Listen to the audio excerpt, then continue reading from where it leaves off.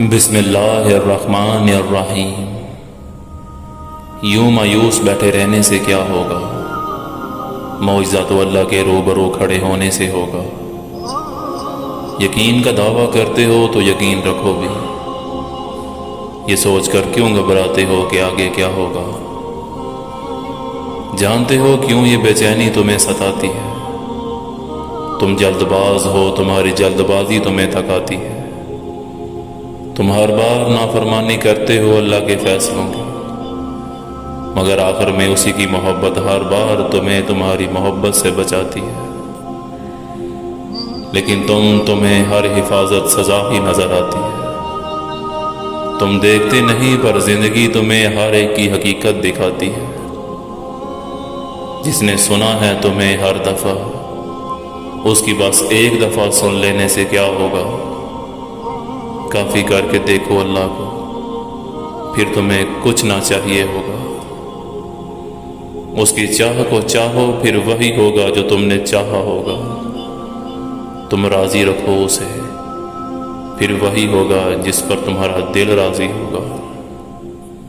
سب کا سب تمہارا، جب تمہارا کارساز اللہ ہوگا۔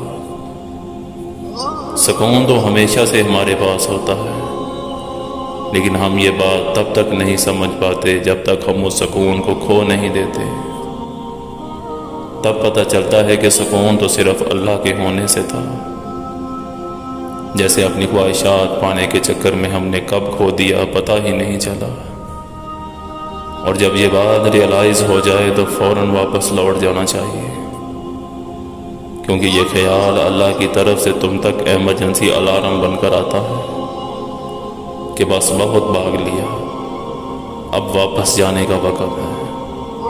ٹوٹی ہوئی دوستی اللہ سے دوبارہ جوڑنے کا وقت ہے، اور پھر جب رب ہی دوست ہو تو ہچکچاہٹ کیسی، بس بھاگ چلو تیزی سے، راستے میں کہیں بھی رکنا نہیں، بس سیدھا اسی کے پاس جانا ہے اور معافی مانگ کر اس رشتے کو بچا لینا ہے، کیونکہ وہ اللہ ان سے محبت کرتا ہے جو اپنے اور اس کے رشتے کو بچانے کے لیے سب چھوڑ آتے ہیں، اور وہ بڑا مہربان دوست ہے۔ وہ فوراً معاف بھی کر دیتا ہے، اور وہ سب واپس بھی لوٹا دیتا ہے جو تم نے اس سے دوستی کی خاطر قربان کیا ہوتا ہے۔